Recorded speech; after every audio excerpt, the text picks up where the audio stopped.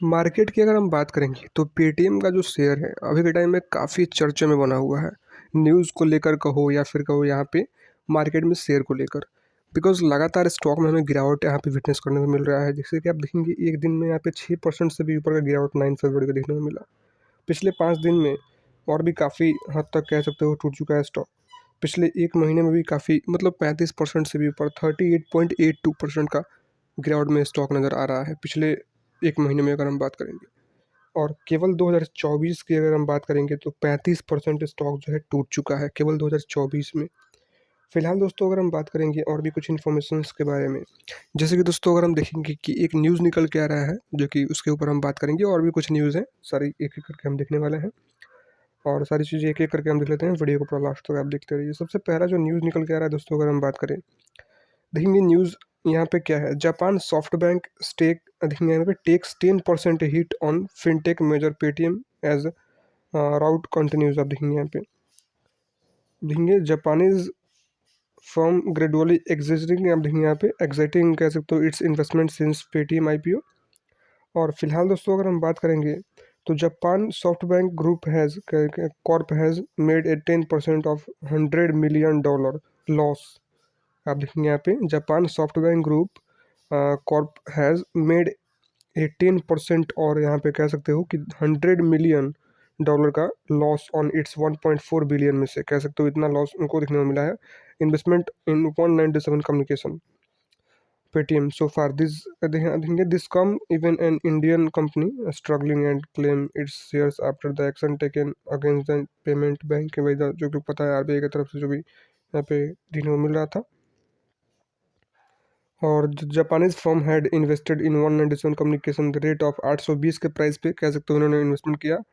आप देखेंगे यहाँ पे after all adjustment in the company share and soft bank currently on 5% worth 1333 crore in 197 communication.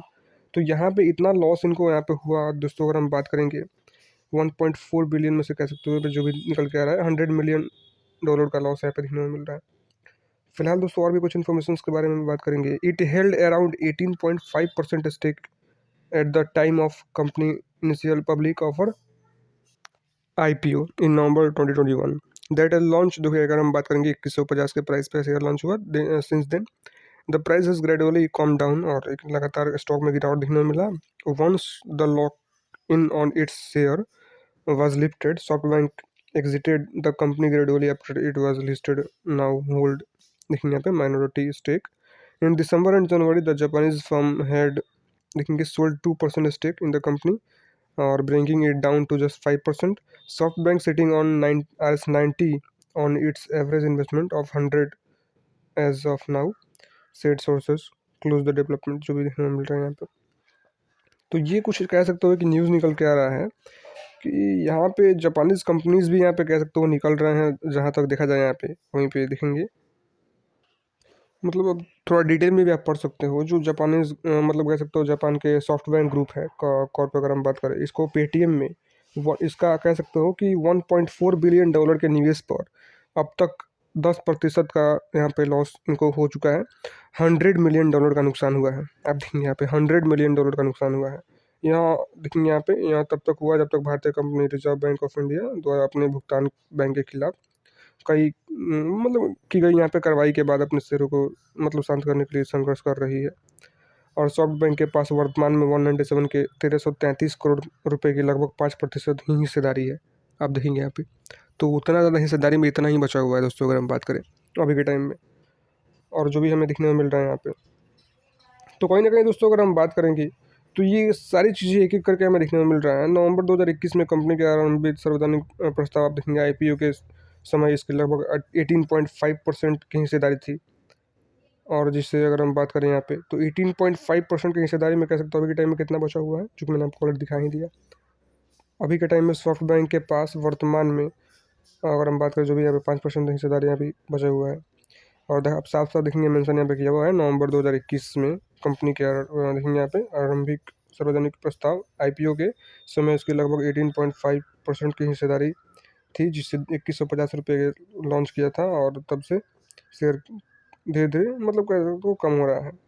और एक बार इसके शेयर पर ताला हट गया तो सूचीबद्ध के होने के बाद सॉफ्टबैंक धीरे धीरे कंपनी से बाहर निकल गया और अब उसके पास अल्पमत हिस्सेदारी है। और हम बात करें यहाँ पे, और अगर वहीं पे बात करें यहाँ पे दिसंबर और जनवरी में जापानी कंपनी में 2% हिस्सेदारी बेचकर इसे घटाकर सिर्फ 5% कर दिया था। अब यहाँ पे मामले से जुड़े करीबी कह सकते हो सूत्रों ने कहा सॉफ्टबैंक अब तक 100% के औसत निवेश पर 90 रुपये बैठा है। अब यहाँ पे पर 90 रुपये पर बैठा है, और जो भी हमें यहाँ पे देखने को मिल रहा है अभी के टाइम में। और भी अलग अलग साइट पे अलग अलग मतलब न्यूज़ यहाँ पे इससे रिलेटेड अपलोड यहाँ पे होते हुए हमें दिखाया। नियामक जांच के कारण स्टॉक में गिरावट आने से पहले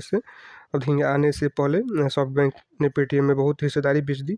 और उसके बाद दोस्तों अगर हम बात करेंगे तो यहाँ पे देखेंगे जो भी यहाँ पे देखने को मिल रहा है हमें स्टॉक में, ब्लूमबर्ग के हवाले में विजय फंड के वित्त प्रमुख ने कहा हम लोग जो भी हमें देखने को मिल रहा है सारी चीज़ें कंपनी फाइलिंग के देखेंगे यहाँ पे ब्लूमबर्ग विश्लेषण के अनुसार सॉफ्टबैंक कम से कम नवंबर 2022 से पिछले महीने तक लगातार पेटीएम शेयर बेच रहा है। जनवरी तक पेटीएम में जापानी निवेशक की हिस्सेदारी लगभग 5% थी, और यहाँ पे 2021 पेटीएम की आरंभिक सार्वजनिक यहाँ पे पेशकश के समय उसके पास मौजूदा लगभग 18.5% हिस्सेदारी से एक महत्वपूर्ण कमी है। हिस्सेदारी से एक महत्वपूर्ण कमी है। तो कह सकते हो कि 2021 में पेटीएम की आरंभिक कह सकते हो सार्वजनिक पेशकश के समय उसके पास मौजूदा यहाँ पे मौजूद लगभग 18.5% हिस्सेदारी से एक महत्वपूर्ण कमी थी। और वहीं पर अगर हम बात करेंगे जब अभी के टाइम में तो काफ़ी हद तक मतलब बिकवाली हो चुकी है। बाकी इससे रिलेटेड आपका क्या कहना है नीचे कमेंट में ज़रूर बताइएगा।